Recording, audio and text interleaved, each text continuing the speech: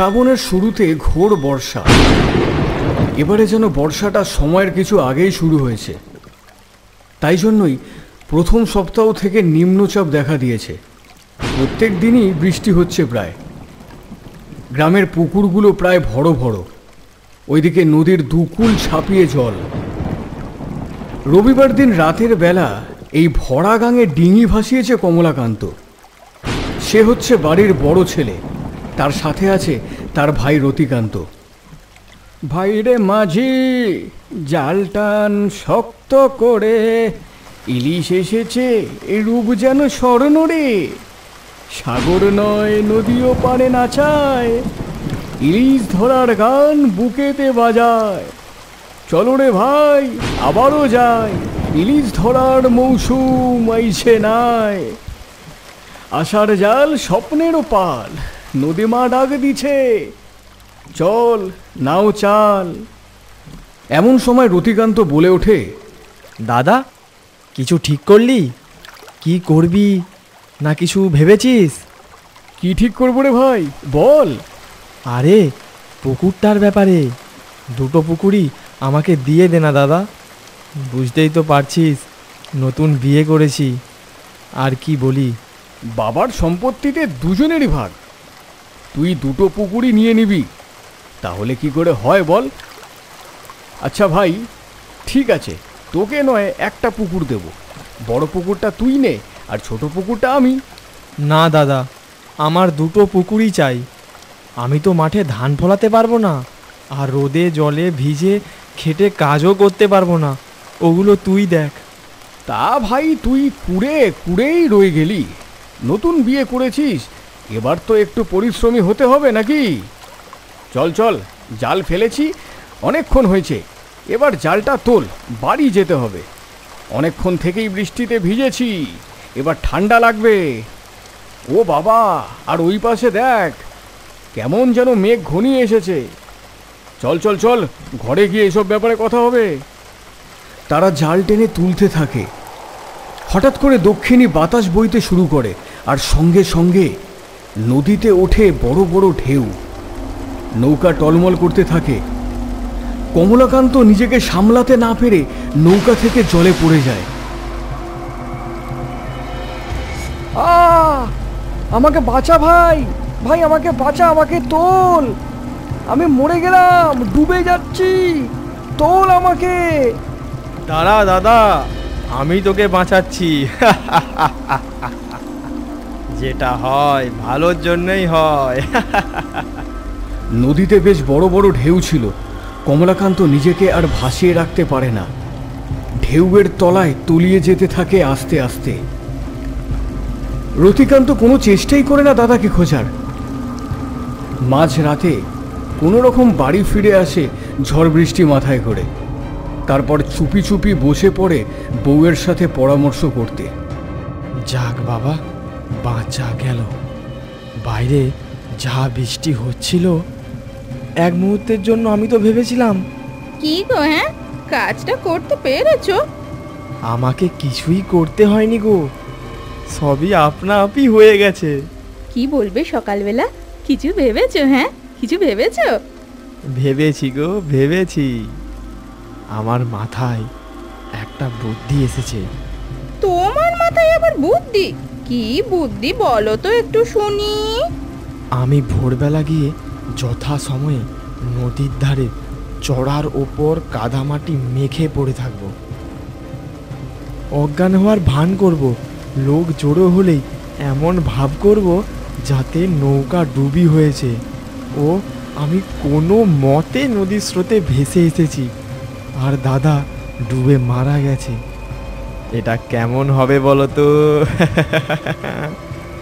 বাবা বাবা, তোমার মাথায় কত বুদ্ধি গো, ওরে বাবা রে।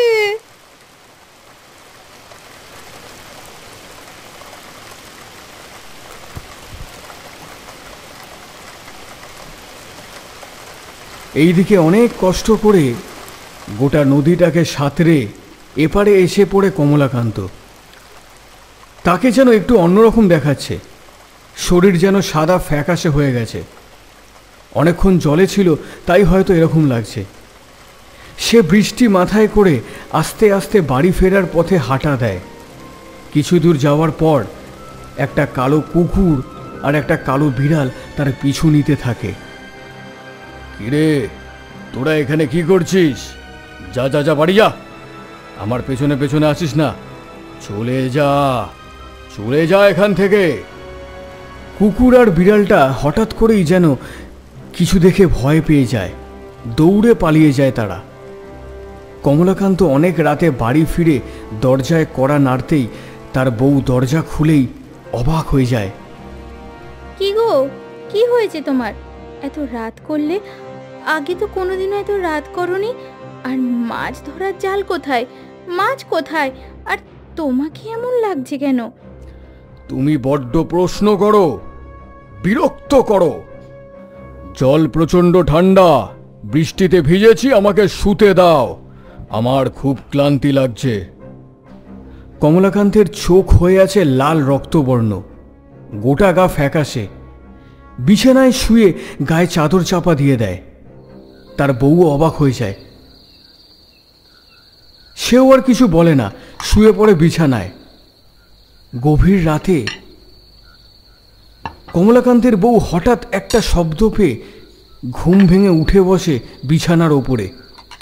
কি হয়েছে? কিসের একটা আওয়াজ হচ্ছে? বিড়াল ঢুকলো নাকি বাবা রান্নাঘরে? উফ, যত জ্বালা। কমলাকান্তের বউ ভয়ে ভয়ে রান্নাঘরে যায়। রান্নাঘরে গিয়ে সে চমকে যায়। এ কি কাণ্ড! রান্নাঘরে হাঁটু মুড়ে বসে আছে কমলাকান্ত। পাশে পড়ে থাকা ভাজা মাছগুলোকে কড়মড় করে খাচ্ছে আর বিড়বিড়ি করে কিছু একটা যেন বলছে। বড্ড খিদে পেয়েছে, কতদিন যে খাইনি, বড্ড খিদে পেয়েছে। আরে আরে আরে আরে, ওভাবে খাচ্ছ কেন? আমাকে বললেই তো আমি। উফ, কথা শেষ করতে পারে না কমলাকান্তের বউ। রেগে গিয়ে তার দিকে তাকায় কমলাকান্ত। একদম চুপ, একদম চুপ, যা যা যা যা, ঘরে যা, আমাকে খেতে দে। তুই কেন এখানে এলি? যা যা যা, এখান থেকে যা। কমলাকান্তের বউ তার এই রূপ দেখে ভীষণ ভয় পেয়ে যায়। কি অদ্ভুত চেহারা, চোখ দুটো লাল, শরীর পুরো ফ্যাকাশে সাদা। কমলাকান্তের বউ চুপচাপ ঘরে আসে আর ভাবতে থাকে, রাতের বেলায় ভূতে ধরলো নাকি? এইভাবে কেউ খেতে পারে? ওকে মনে হয় ভূতে ধরেছে। ওকে ওকে ভূতে ধরেছে। কি জানি বাবা, চুপচাপ থাকি, নয়তো নয়তো আমার গলা টিপে মেরে দেবে। চুপচাপ থাকি, চুপচাপ থাকি। কিছুক্ষণ পর কমলাকান্ত ঘরে প্রবেশ করে আবারও বিছানায় শুয়ে ঘুমিয়ে পড়ে।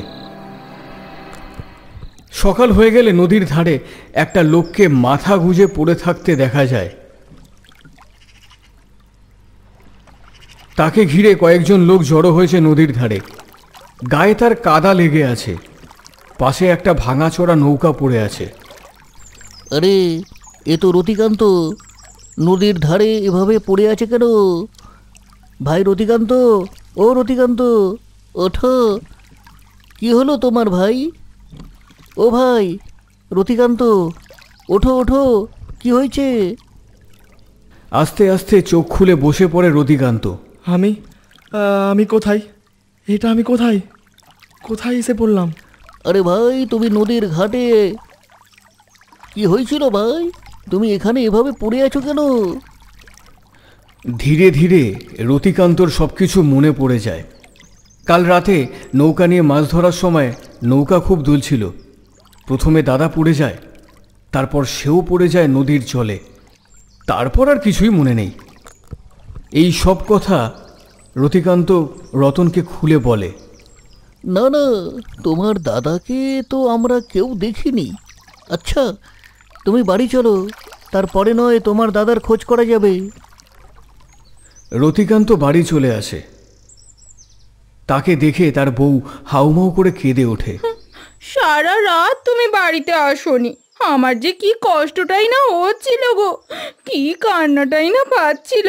তোমার চিন্তায় চিন্তায় আমি সারা রাত ঘুমোতে পারিনি গো।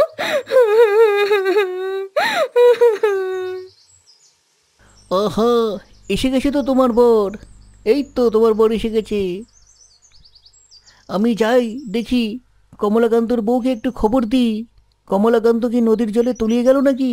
কি জানি বাবা, হে ভগবান রক্ষে করো। আসলে সব কিছুই যেন তাদের পরিকল্পনা মাফিক হচ্ছিল। রতন এগিয়ে যায় কমলাকান্তের বাড়িতে। বৌদি, ও বৌদি, একটু দরজা খোলো গো বৌদি। আরে রতনদা, এত সকাল সকাল কি হয়েছে বলো তো? আসলে বৌদি, একটা খারাপ খবর আছে। কাল রাতে নৌকা উল্টে গেছিল। ওরা নাকি দুজনেই, অর্থাৎ রতিকান্ত আর কমলাকান্ত দাদা জলে পড়ে যায়। রতিকান্তকে তো সকালবেলা নদীর ঘাটে পেয়েছি, অজ্ঞান হয়ে গেছিল। কিন্তু কমলাকান্ত দাদাকে তো দেখতে পাইনি। মনটা বড্ড কু ডাকছে। আচ্ছা, না না দাদা, চিন্তার কোনো কারণ নেই। ও অনেক ভোর রাতের দিকে ঘরে আসে। আসলে নদীর ভরা জলে অনেক কষ্ট করে সাঁতার কেটে পার হয়ে এসেছে, তো এই যে ঘরে শুয়ে আছে। তাহলে তো খুবই ভালো। আমি আসি, ভগবান আছে, ভগবানই রক্ষা করেছেন। রতন ফিরে যাওয়ার সময় রতিকান্তকে বলে যায় তার দাদার ফিরে আসার কথা। না, এটা কি হলো? এটা তো ঠিক হলো না। এটা হওয়া উচিত নয়। ভেবেছিলাম সব ভালোই হচ্ছে, ভালোই হবে। তাহলে তাহলে আমাকে অন্য কিছু ভাবতেই হবে। সব কিছু যেন উলটপালট হয়ে গেল। সেই দিন বিকেল থেকেই ঘোর বৃষ্টি, সঙ্গে ঝোড়ো বাতাস বইছে।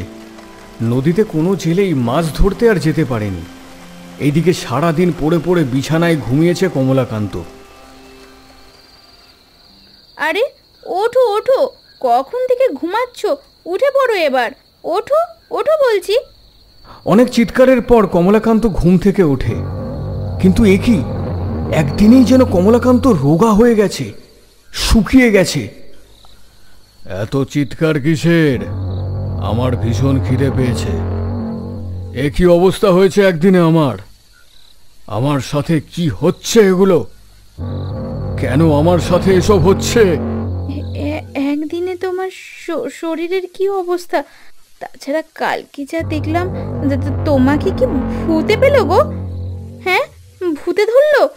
আহ, অত বেশি বকো না। চিৎকার করে ওঠে কমলাকান্ত। তার চোখ মুখ দেখে ভয়ে পিছিয়ে আসে কমলাকান্তের বউ। কমলাকান্ত খাট থেকে এক লাফে নিচে নেমে আসে আর লাফিয়ে লাফিয়ে রান্নাঘরের দিকে ছুটে যায়। এদিকে কমলাকান্তের অবস্থা দেখে তার স্ত্রী কান্না শুরু করে দেয়। ওরে বাবারে, ওকে মনে হয় ভূতেই ধরলো। ও কে আছো, বাঁচাও বাঁচাও, মনে হয় ওকে ভূতে ধরেছে গো। হায় হায় হায়, কি হবে গো? ওকে বাঁচাও বাঁচাও আমাকে, হায় হায় হায়।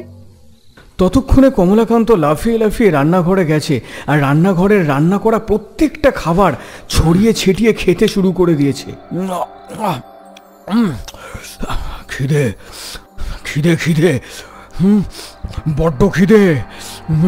কিন্তু কেন এত খিদে পাচ্ছে কেন আমার? এত খিদে পাচ্ছে কেন আমি কিছুই বুঝতে পারছি না।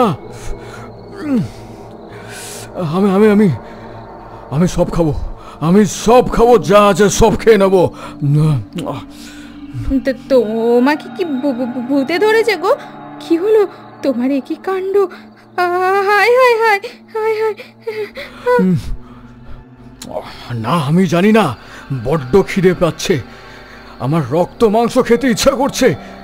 মনে হচ্ছে তোমার গলাটার কামড়ে টুটিটা ছিঁড়ে রক্তগুলো চুষে চুষে খেয়ে নি। কমলাকান্তের এই কথা শুনে কমলাকান্তের বউ ভয়ে পিছোতে শুরু করে। কমলাকান্ত এক লাফে বউয়ের কাছে এসে দাঁড়িয়ে তার গলাটা চিপে ধরে। দেব নাকি গলার টুটিটাকে ছিঁড়ে?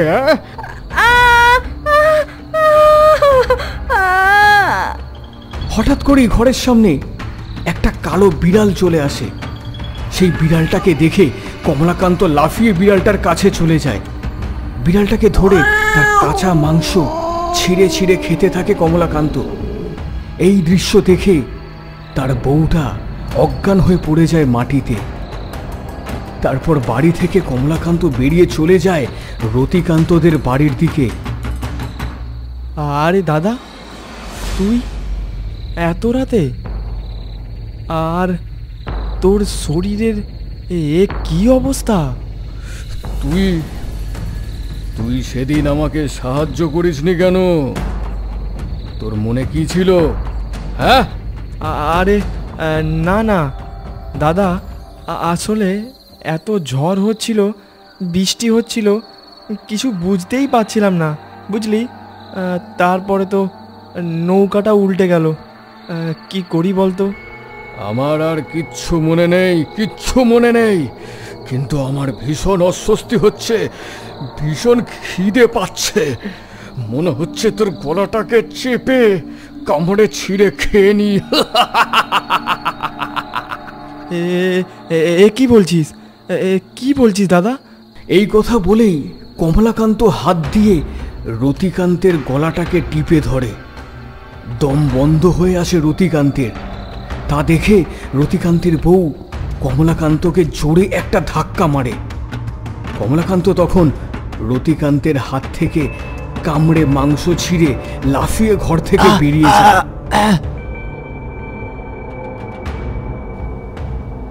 গাছের তলায় কিছু মানুষ জটলা বেঁধেছে। কাল রাতে গ্রামে অনেক উৎপাত হয়েছে।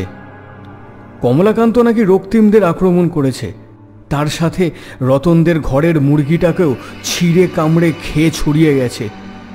রাতের বেলা সবাই ওকে দেখেছে, কিন্তু কেউ কিছু করতে গেলেই তার গলা টিপে ধরেছে। হ্যাঁ হ্যাঁ, আমার মনে হচ্ছে আমার স্বামীকে ভূতে ধরেছে। আপনারা কিছু একটা করুন, আমার স্বামীকে বাঁচান, আমার স্বামীকে বাঁচান, আমার স্বামীকে বাঁচান। আমার দাদাকে পিশাচে ধরেছে। ও আমার হাতের মাংস পিণ্ড খুবলে নিয়েছে। এবার কিছু একটা করুন, দয়া করে কিছু একটা করুন। গ্রামের এই শেষ প্রান্তে বসবাস করত একটা তান্ত্রিক বাবা। সেই তান্ত্রিক বাইরে গেছিলেন একটা কাজে। সেই দিনই সন্ধ্যাবেলা তিনি গ্রামে উপস্থিত হয়। সন্ধ্যা তো হয়েই এসেছে, চারিদিকে যেন একটা ভারী থমথমে পরিবেশ। ও কোনো সাধারণ লোক নয়, তোমরা ভুল ভাবছো। তোমরা হয়তো ভাবছো যে ওকে বুঝি ভূতে ধরেছে।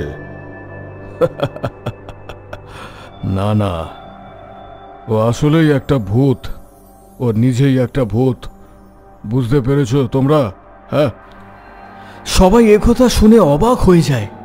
কমলাকান্তের স্ত্রী কান্নায় ভেঙে পড়ে। রতিকান্ত চোখ বড় বড় করে তাকিয়ে থাকে। এমন সময় সেখানে কমলাকান্ত হাজির হয়।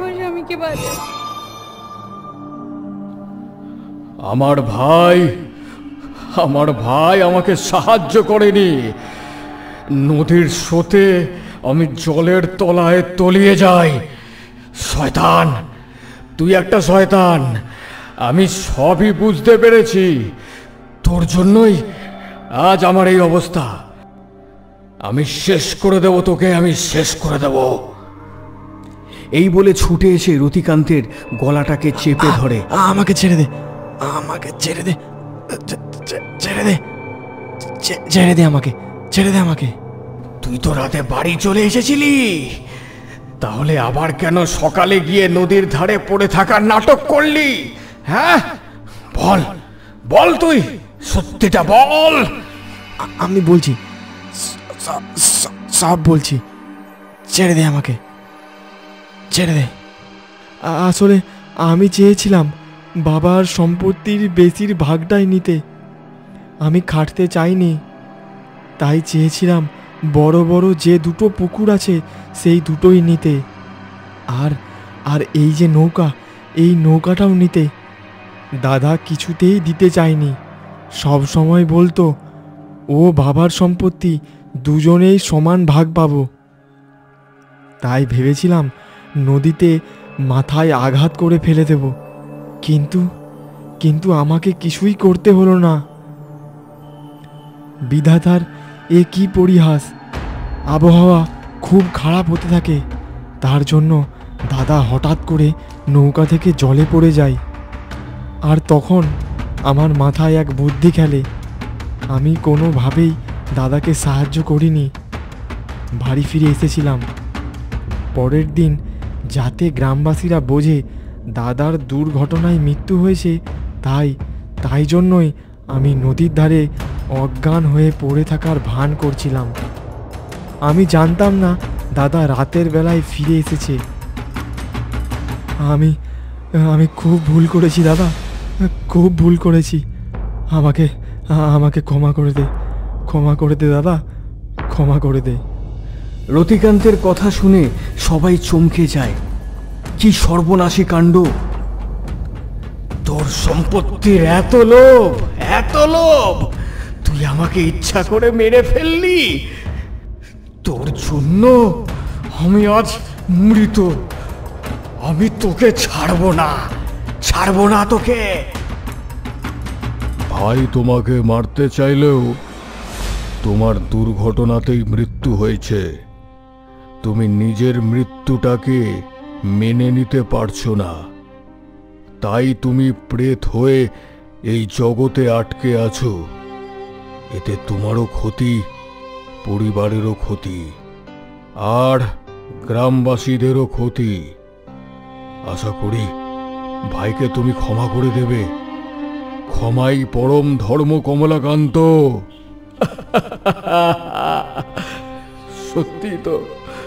সত্যি তো আমার মায়ের পেটের ভাই, আমার আপন ভাই।